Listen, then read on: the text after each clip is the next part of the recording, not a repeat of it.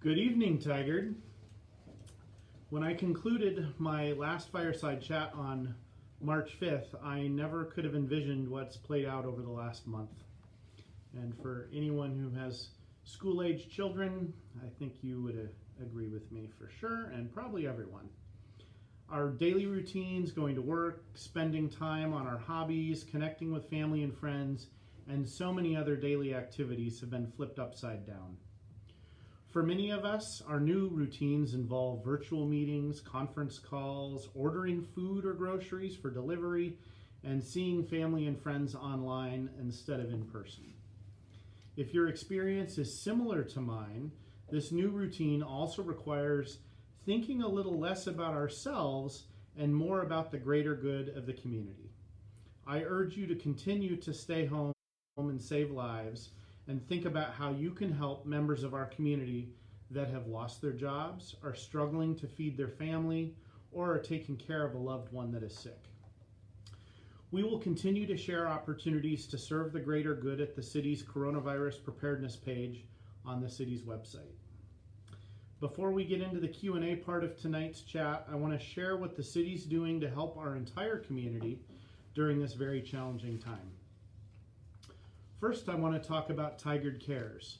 This program was developed with input from individual businesses, the Tigard Chamber of Commerce, and from community-based organizations.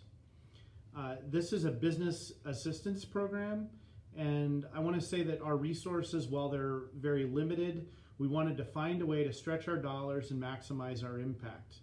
There is a lot of need in our community around this. We received over 200 responses and applications in the first 24 hours that this program was live. The City of Tigard is leveraging $300,000 with other private and federal sources to create up to $1 million in assistance to support small business.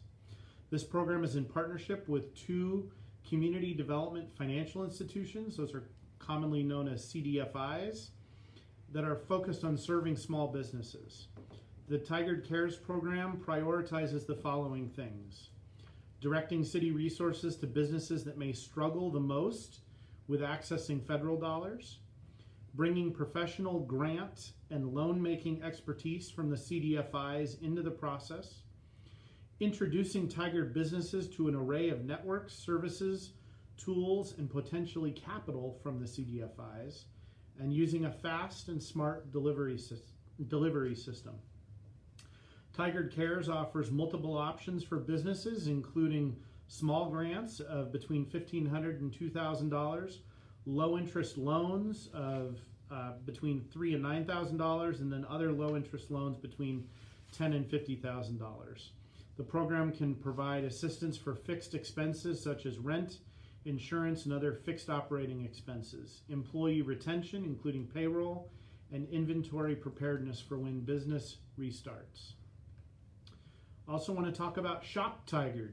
We've compiled a list of Tigard businesses that are offering takeout, delivery, gift cards, and otherwise getting creative to continue operating. Keeping you safe. Our police officers are working 24 hours a day, 7 days a week to protect everyone in our community. Just this last weekend, our police responded to a safe being stolen from a local restaurant. Officers were able to find the safe and return the contents to the business owner. City's also playing a role in connecting with the community, and it's important that we're connecting with the community.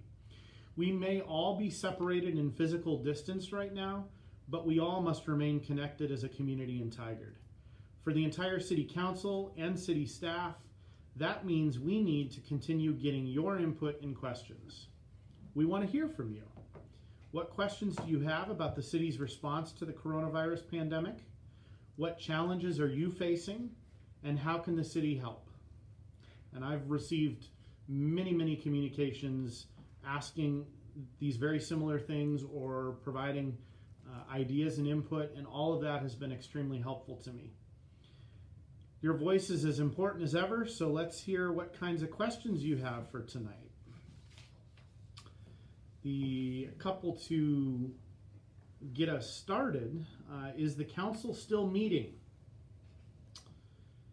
And how can I share input with the city council right now as we're having virtual meetings? So the council is still going to be conducting its critical business. We're focused on things that must be handled right now, like authorizing the budget adjustments for the Tigard Cares program that I had already talked about earlier. And then we are conducting business that we have to do in a timely manner. You can share your input with us by emailing the City Council. That is a feature that's available on the city's website, and I would encourage you to use it. We have a question about what the city's doing to protect people from eviction. The first thing we did a couple weeks ago as a council was to pass a resolution asking the governor to act on residential evictions, and we did take that action. Oregon landlord-tenant law is pretty specific, and we felt strongly that the governor needed to take state action on that, and that's now happened. She also recently acted on commercial evictions earlier this week, so we are very supportive of those things, and we will be considering our own City of Tigard actions on those at our April 7th meeting next Tuesday. Another question, is the police levy still on the ballot? The answer to that is yes, because it's too late to take it off the ballot. And I'm not sure that we would have anyway, because we have a major problem that we need to solve around funding our police department and making sure that we are able to provide the minimum services that our entire city council feels are necessary to protect our community. And for that reason, I don't know whether we would have chosen to take it off the ballot, but we didn't have to decide that because it was decided for us by elections law. How will the coronavirus impact the city's budget? It's an excellent question. And I think it's a little too early to know exactly. Certainly we are considering spending additional funding now, which is an appropriate thing to do when we're in a crisis and we need to try to stabilize things. What the long-term implications are for business in the community and overall for the city of Tigard will be an open question for a period of time. It'll depend in part on how long we have to maintain stay home and social distancing and closure of certain businesses. That decision has to be made from a public health and safety perspective. And so depending on the amount of time that takes, it may have a broader impact.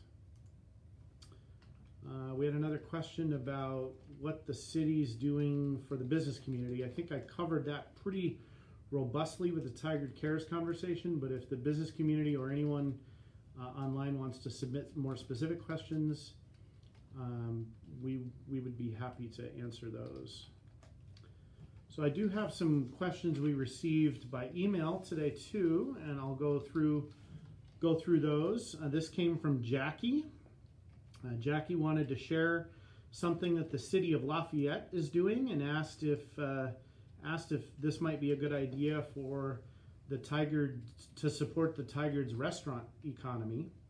So it's called Restaurant Relief, and what they're doing is offering $10 off your monthly utility bill for each $20 receipt, $20+ receipt that you spend at a local restaurant, either on takeout or gift cards.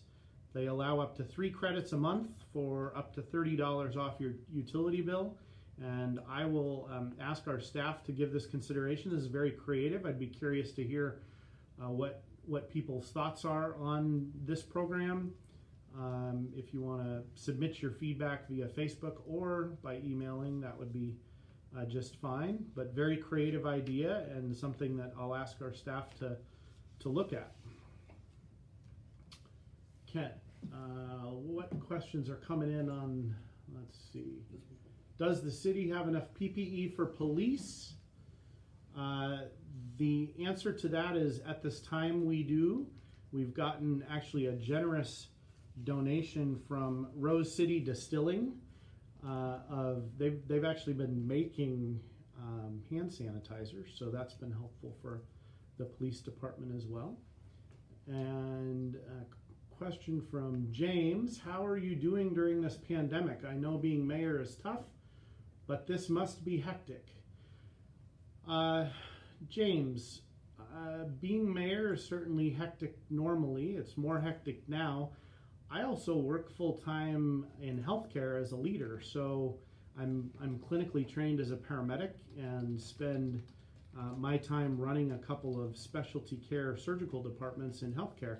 So it's been really hectic for me on both fronts. I feel exhausted, mentally exhausted, not physically. I was trying to explain this a week or so ago to somebody else. I just feel, and I think many of us are kind of out of sorts, but in addition to being out of sorts because your routines are all different, in addition to that, there's just so much happening rapidly, and I've continued to try to answer my cell phone, which most of the community has access to, and I've received many calls and many text messages, many emails to City Hall. We are trying to follow up on every single one of them.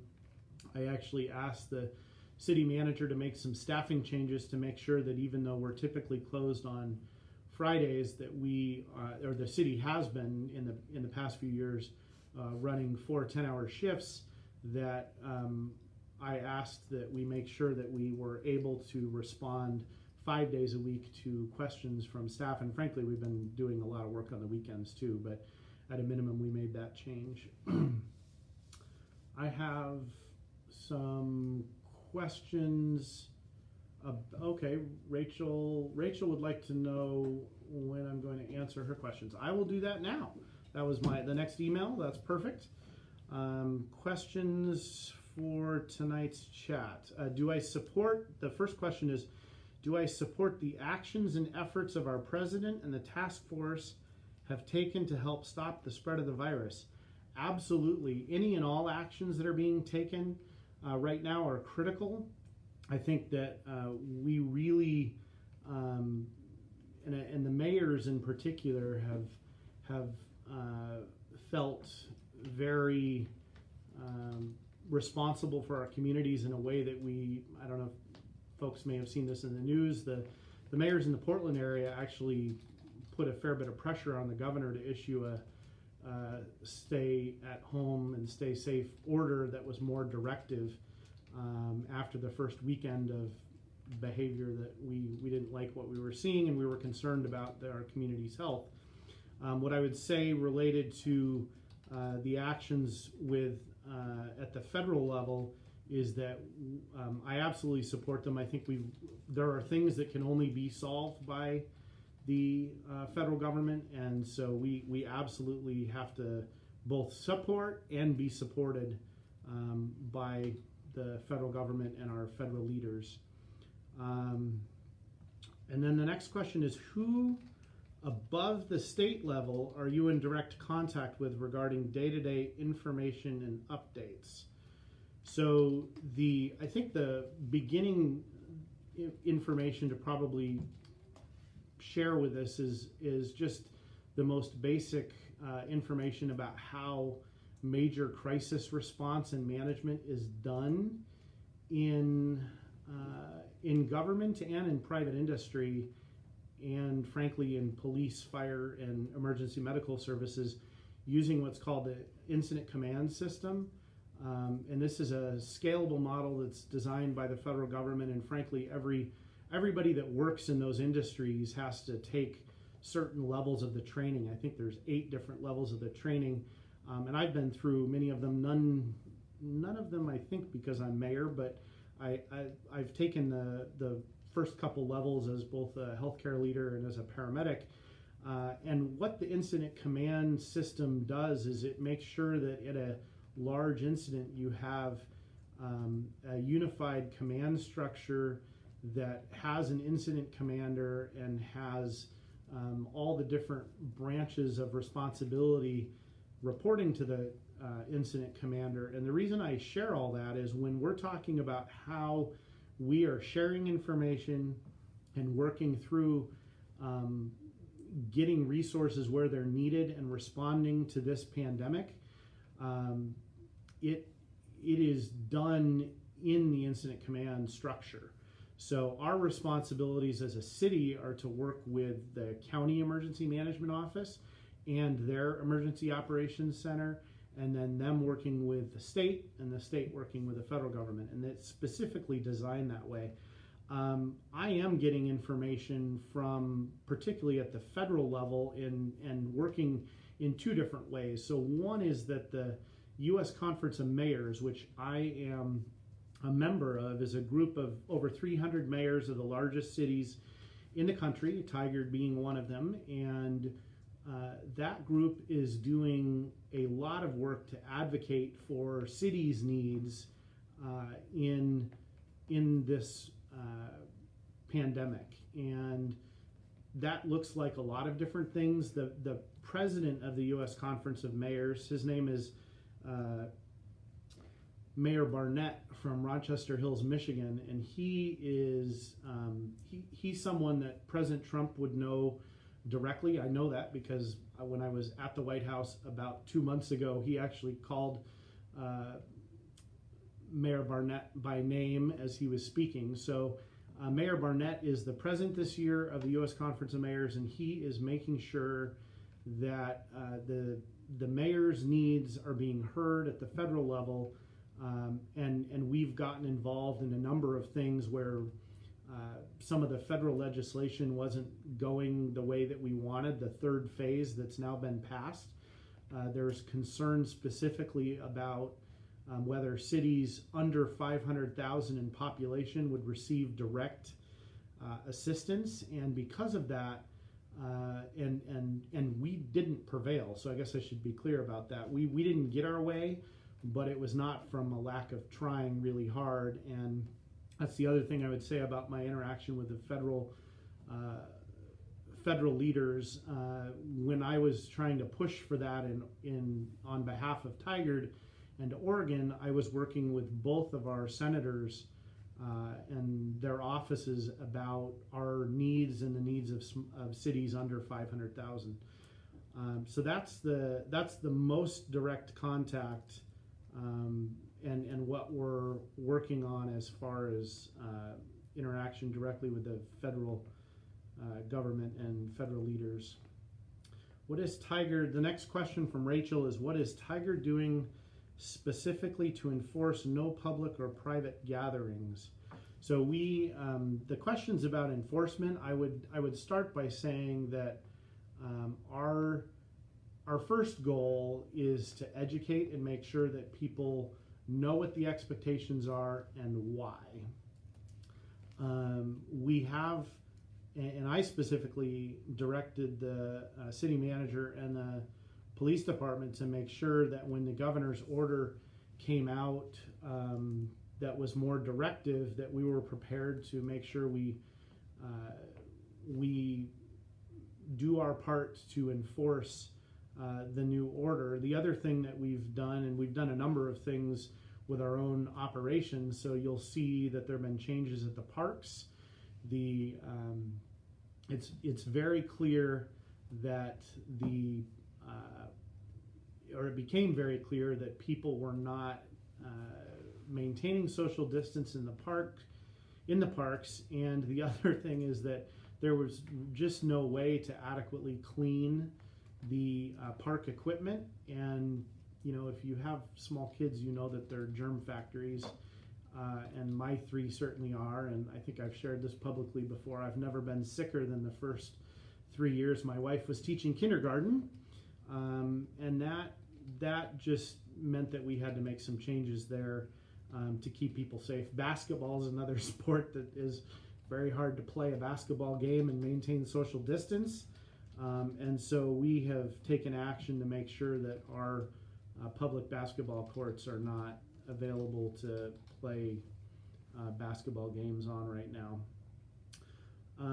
Let's see.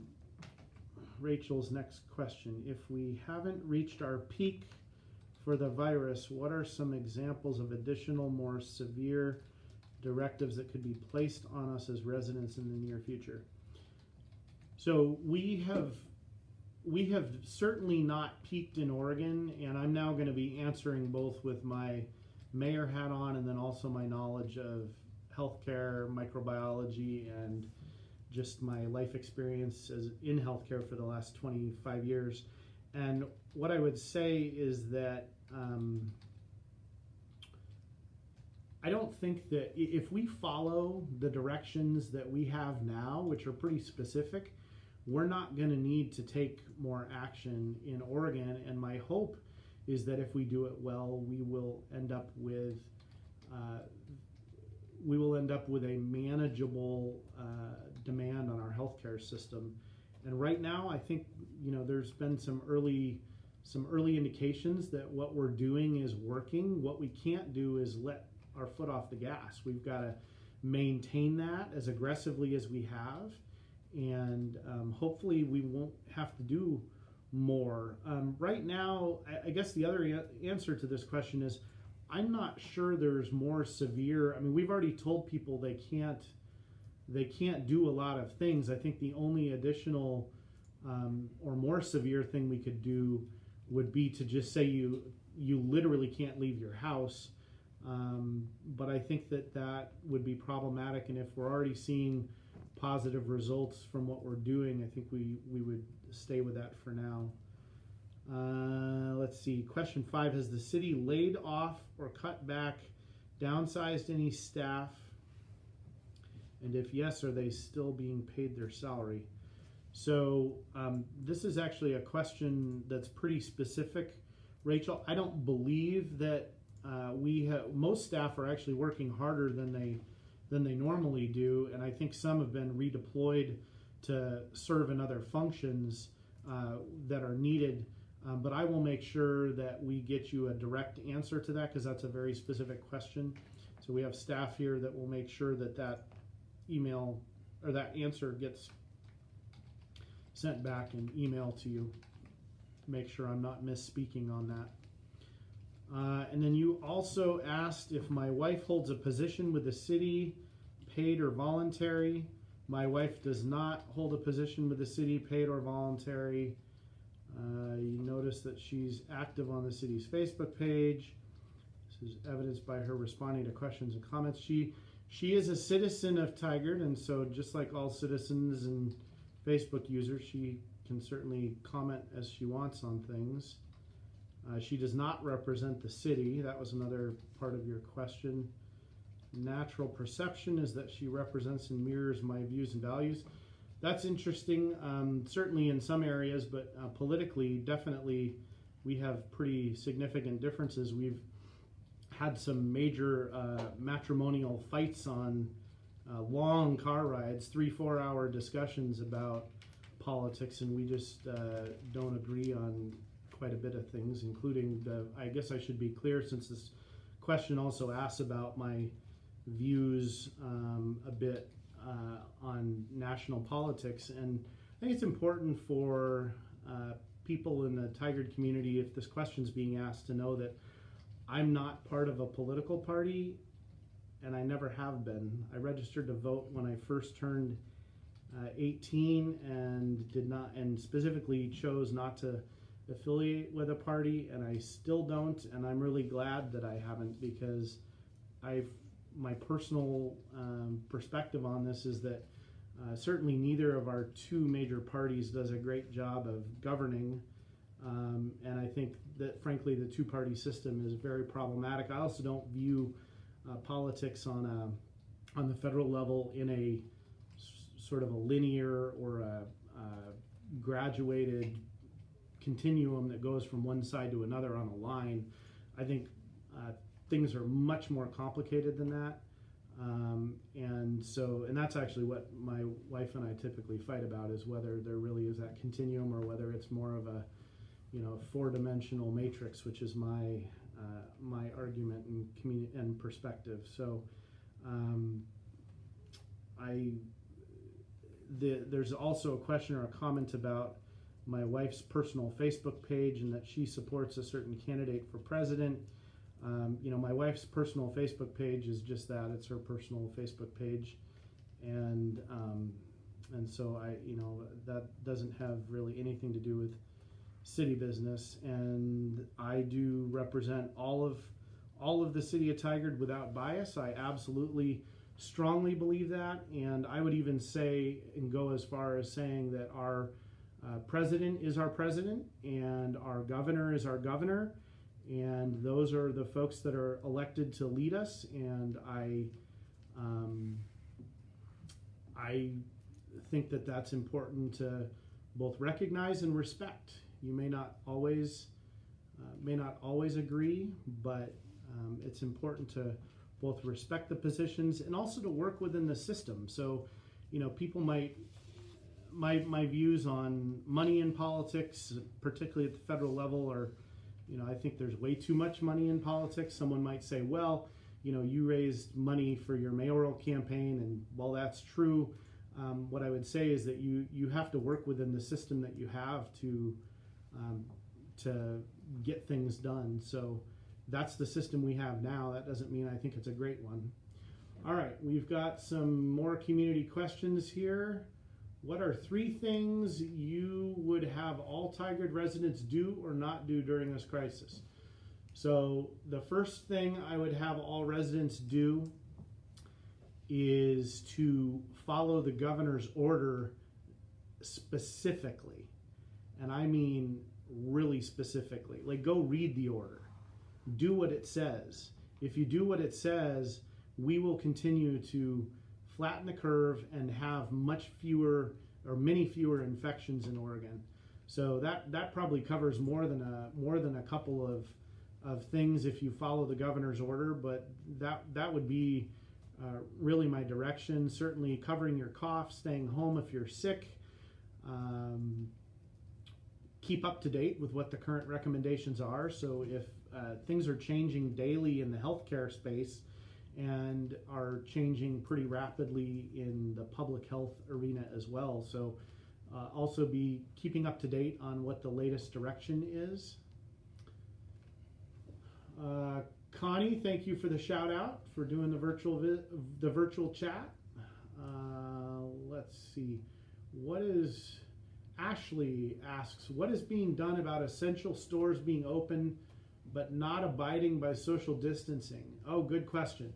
And we've actually gotten quite a few concerns to the city about social distancing in general, and frankly about businesses that some viewed as not essential and therefore shouldn't be open. The governor's order is pretty specific about what you have to do to be open, and what the expectations are around maintaining social distance. There are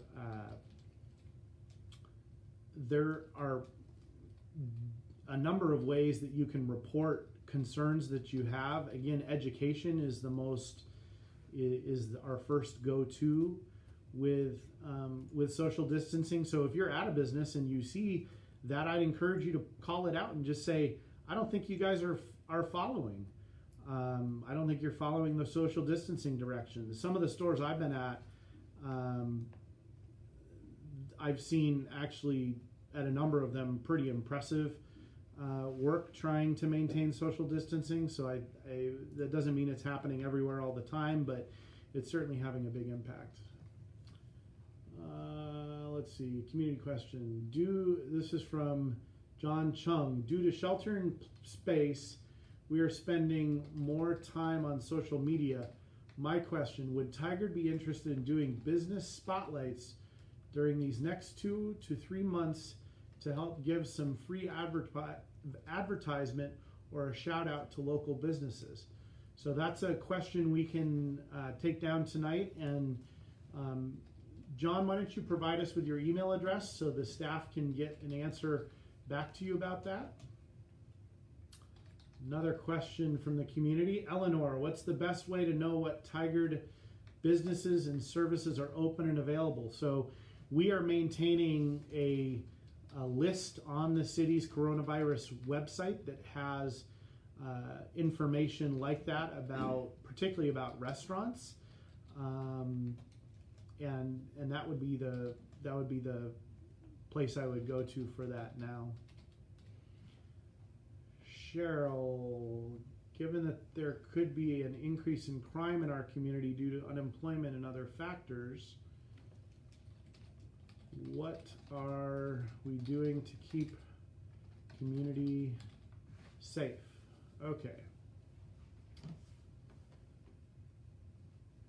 So the thing that we need to do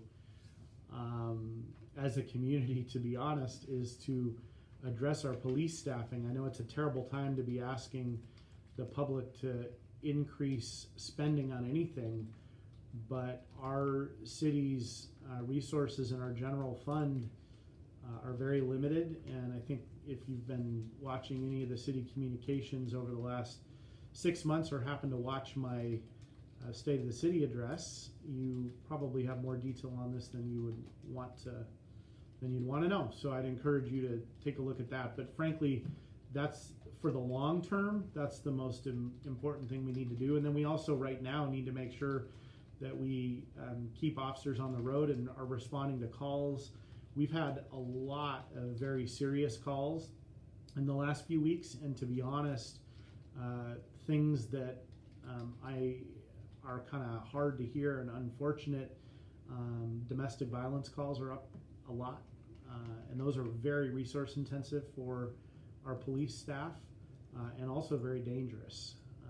So, question from Jerry: are prices likely to rise when this is over as businesses try to make up for losses and pass this along to consumers? That's so my undergraduate training major was economics, and what I would say is that question is a complicated one, and I certainly am not going to claim to be an expert in what happens in economies after pandemics. Certainly possible that that may be something that some businesses try to do, though the basic economics training would tell you that if another business doesn't raise their prices, then the first business that did was going to lose sales or volume. What are being done to stay busy? What am I doing to stay busy during the coronavirus? Any advice for staying busy? Well, my job and my job as mayor, or my hyper volunteer job as mayor, certainly keep me very busy. And then I also have 3 school-age children that are home, and I am spending most of my time at home. I'm going into work.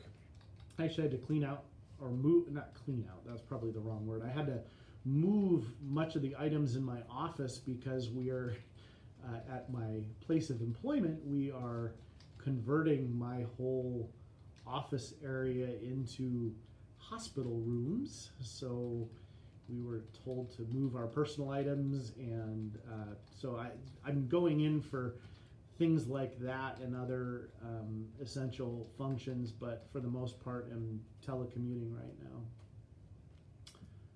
now. We have a question from Dacia. What plans are being developed to help small businesses get back up and running once we're on the other side of this? Thank you for your support of our community's first responders. I had covered a lot of what we're doing around small business at the beginning, and instead of running through that again, I'm going to ask our staff to email details about that to Dacia. What other questions do people have? As mayor, what keeps me up at night? Insomnia. No. What keeps me up at night? Right now, I am really concerned about the economic impacts of this pandemic, and I'm also really worried about the health of everybody.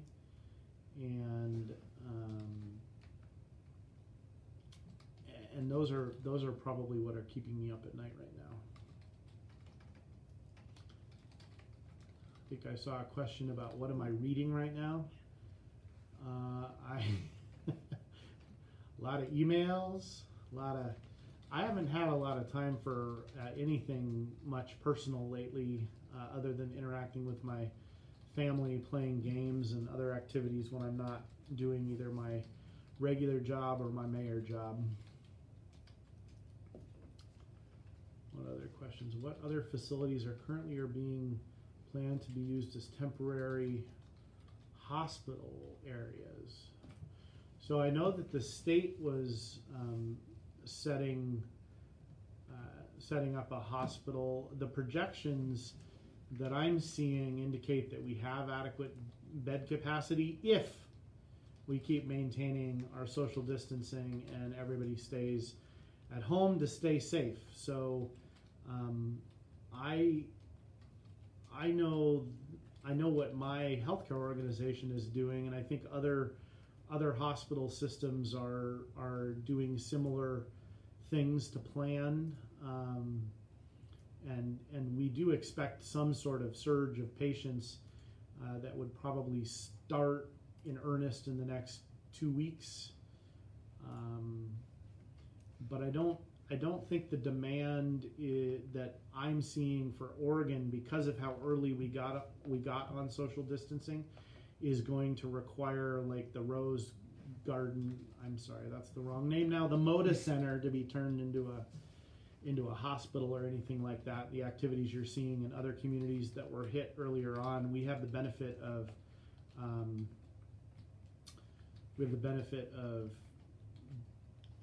being early and being able to act before the coronavirus was spread in Oregon a lot. Robin asks, being mayor is not your regular job. What is your regular job?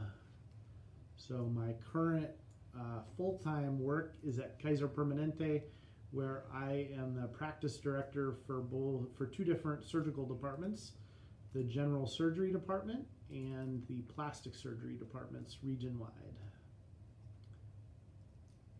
Is the city considering building a new city hall? We have a serious facility problem, so we have to figure out how to solve that. And when I say a serious facility problem, I mean that we have, water intrusions in the police department regularly from the roof, and the best roofing people available for the types of roofs we have said, stop calling us. There's nothing we can do. You need a new building. So the short answer to that is we are doing some very early planning work to try to figure out how to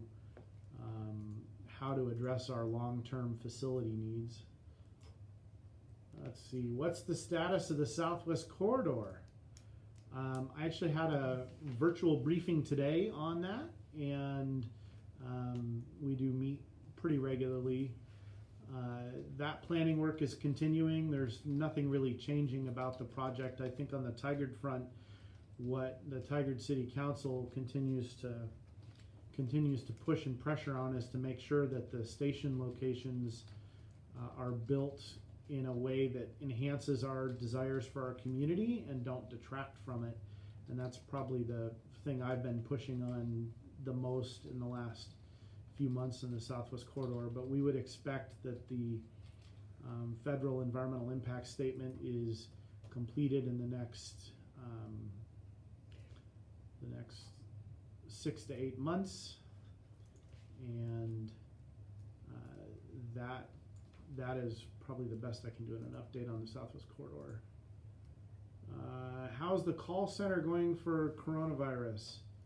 And shout out to CERT volunteers. Yes, CERT volunteers, thank you for everything that you do, honestly, for our community. You help us be prepared for incidents like this, and we are a better community because of you. I know that the call center was supposed to go live this week, but I have not gotten a report out on that yet. So, Alan, if you provide us with your email address, we will make sure that staff gets you a response ASAP on how exactly that is going. If staff works from home, how do you know what businesses are still open? Our staff are very resourceful and great at problem solving, and some staff are working from home. Certainly our police staff and other critical employees for monitoring infrastructure are out and about making sure you have water and sewer and other things. I saw a question about what are the library employees doing while the building is closed. That's another one where I know that there's a number of activities that they are doing, and if we want a more specific answer on that, I would ask staff to direct that. What is the city of Tigard doing about giving temporary housing for the homeless? I see that question came in from John. That's a great question, and one that we're actually working with the county on. And they recognize, they've been trying from a public health perspective to make sure that homeless folks that test positive have a place to go to shelter in place that is safe, and that they then won't continue to infect others. And we are working closely with the county on that, and they actually recognize that both the Tigard and Tualatin area is the next area that needs to be addressed. I was in a conversation with our public health leader in the county and the chair of the Washington County Commission earlier this week on that exact topic. Let's see. Did you grow up wanting to be mayor?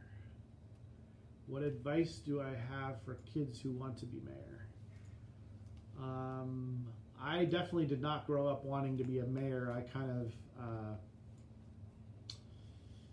wow, it's been a journey for me. This is an interesting story, I guess, to some. My first experience in any kind of political position was when I was on the school board as a student in high school. So I ended up being appointed to the school board in the school district I grew up in for, initially I was appointed as the alternate my junior year. The senior got mono immediately. That's kind of ironic given that we're talking about pandemics here. She got mono, and I ended up being the student board member for 2 years in a row. And what I would say is that started my interest in both public service and in trying to help lead communities and represent folks. And from there, I got involved with the city right after we moved to the city of Tigard. My whole adult life, I've lived in Tigard, and so for me, it was not I just woke up and decided to be mayor. I was a reserve police officer in the city for 3 years. I was on the city's budget committee. I then became the chair of the budget committee.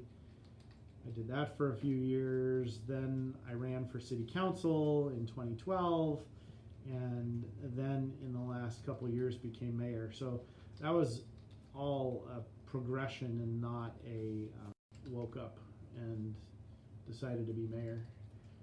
Advice, that was another question about advice for the mayor, or what advice do I have for kids who want to be mayor?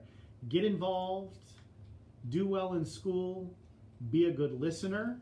Listening is a super important skill for a mayor, so really working on that is I think one of the best things you can do. Let's see, we've got some other questions. Question from David: can the city's backflow testing requirements be paused this year? Many people can no longer afford it. That'll be another question that needs to go to staff. And David, why don't you send in your email address, and we'll make sure that you get an answer to that. That's a good call out. We've got a lot of these kinds of things that we're asking the state about. So the city has its own version of, backflow testing types of questions, like the budget committee and the city's budget has to be approved in a certain timeline and by a certain date. We have land use activities that have dates that are required, and the mayors have actually asked the governor to act on some of those things. So I totally get the backflow testing question. Question from Mike: how will we conduct council meetings and other essential meetings the city must have while enforcing social distancing? We are going to be using Microsoft Teams to have virtual meetings, and those will be streamed so that you, the public, can watch the meetings. So that is how we're going to be doing that. Question from Rachel: when will we hear about the outcome of the COPS grant? That's a good question. My understanding before coronavirus pandemic was that we were expecting an answer sometime in June, July, I think, is when we would hear back from the federal government on that. And so I don't know if that will be delayed. I haven't heard that. I haven't heard one way or another. I know that they're busy with lots of other things. Question from Christina: are you planning to support renters during COVID-19? We have already taken action as a city council to encourage the governor to take action and protect renters from eviction, and we are planning to, and it's on the agenda, to consider taking action formally from the city of Tigard's perspective on both residential and commercial evictions at our meeting next Tuesday.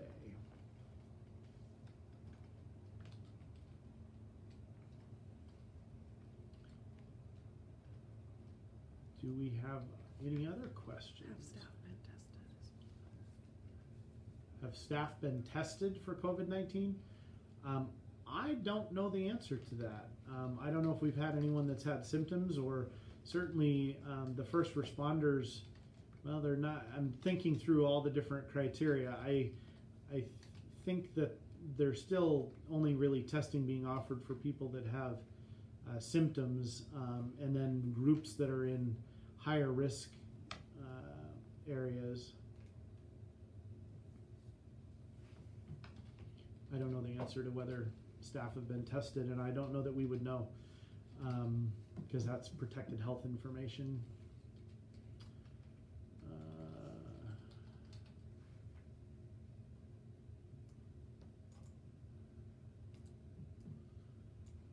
What is my go-to quarantine food recipe? Wow. I buy all the groceries in our family, and my wife prepares most of them. So I'm not at the top of the food recipe chain in my house, but I do have to fend for myself at lunch, and I don't really want to talk about what I'm making for my lunches. They're not very impressive. Rachel thanks me for answers tonight. Excellent. What's my favorite TV show to binge watch? I wish I had time to binge watch TV shows.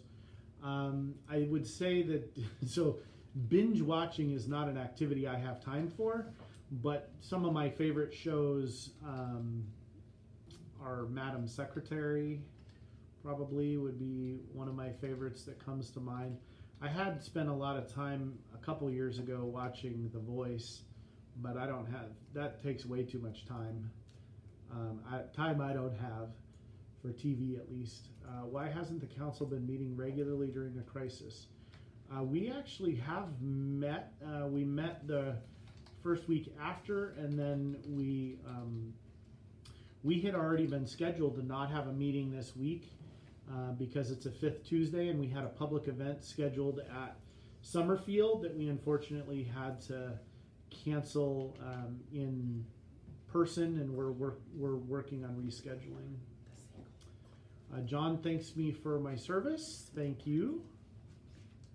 Have we considered having interpreters when doing live calls or Aragon in the most common languages in your area? That's a good call out and a good question.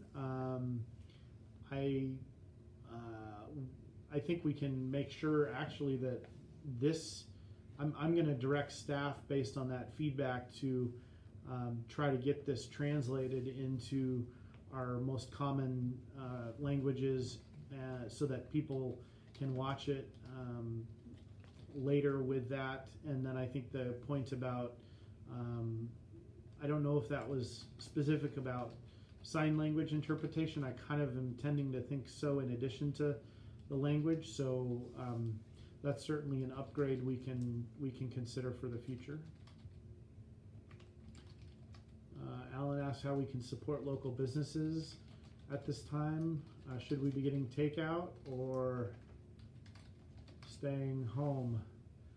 Well, I think you can get takeout and stay home and follow the spirit of or not the spirit, the guidelines that the governor has provided.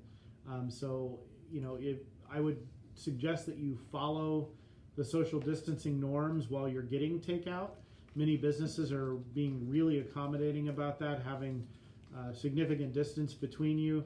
Make sure you wash your hands before you go into one of those establishments, and then immediately when you get home before you're unboxing all your food. Those are all good suggestions. So I think you can do both. Should I report my neighbor if they have a gathering of more than 6 people? Notice I'm touching my face. Jason, you gotta be a better example. Let's see. Reporting your neighbor. I would start by educating your neighbor. Always start with education and using an olive branch and not a hammer. But if they're continuing to not follow social distancing standards and guidelines, I guess I would also make sure you know who the 6 people are. Do they really not live there, etc.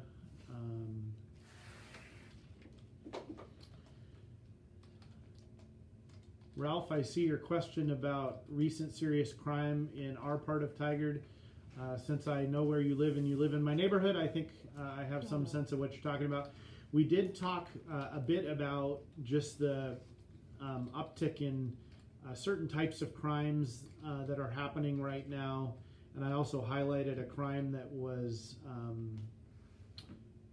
that occurred with a business. I believe the business was probably closed because someone stole their safe, which doesn't usually happen while people are there. And as far as an update on serious crime in Tigard, the police chief does give regular updates on to the city council, and Ralph, we can make sure that you get, if you wouldn't mind putting your email address into this chat, just so I don't forget to give it to someone at the city. We can make sure that the most recent report gets out to you, and we can also tell you when the next report will be delivered verbally to the council, and that way you can hear all the details. I did notice that there was an arrest today or yesterday, I think, made in Seattle or in the Seattle area for the homicide at the Embassy Suites in about a month ago. So I was happy to hear that, and I'm sure that's taken. I haven't been briefed on that, but those investigations are very complicated, and I'm impressed that we have a suspect in custody within a month. Leon wants to know about the sinkhole on Main Street. Do we? I'm getting some info from the staff, because Cleon, you asked about. Well, you weren't calling it a sinkhole a month ago at the Fireside chat. You were calling it more of a little divot. But I take it that you're used to the word sinkhole. I'm probably going to go drive that on my way home now. But that's still being worked on.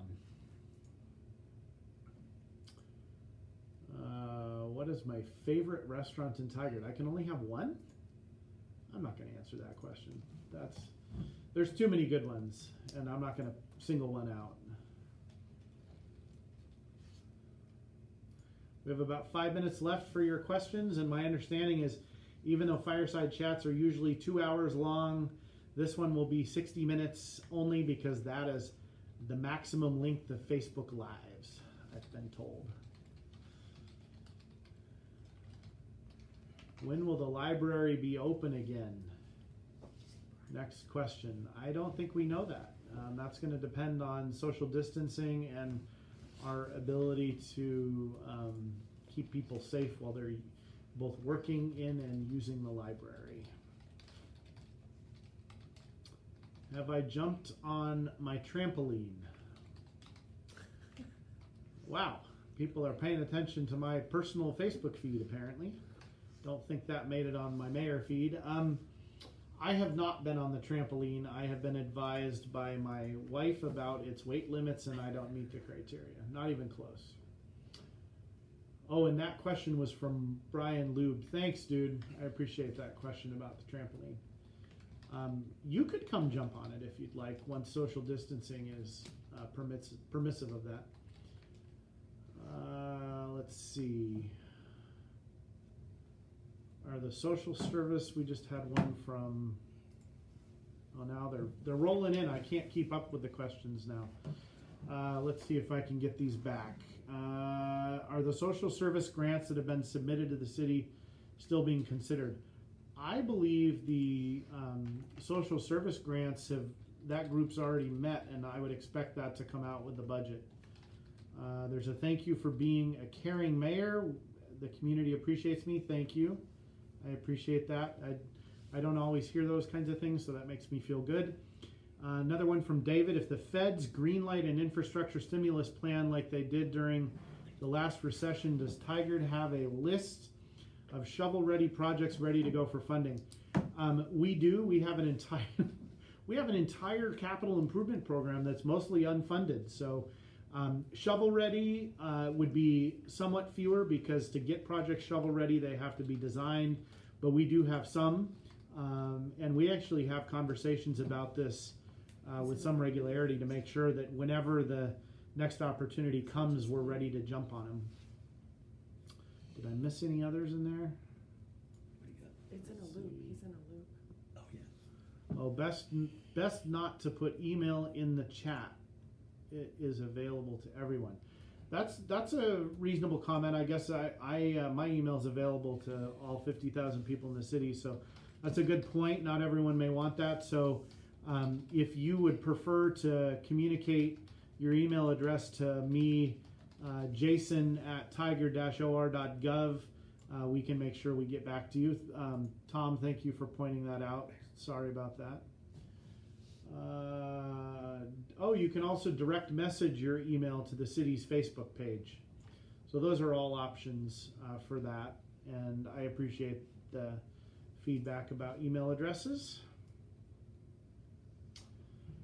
Any final advice I have for the community? I would just reiterate what I said earlier, which is that we really, as a community and a state and a country and a world, need to stick together right now.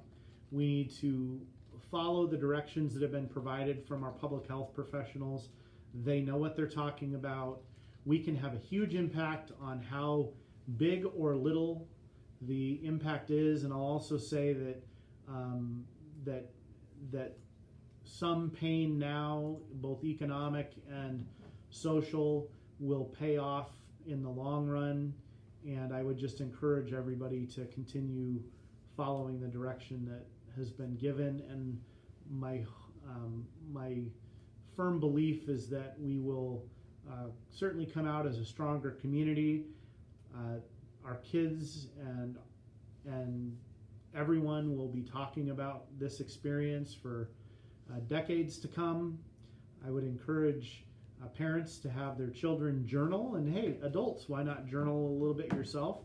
You'll probably reflect back on these times and really wonder what you were thinking. I have a shout out to Christina.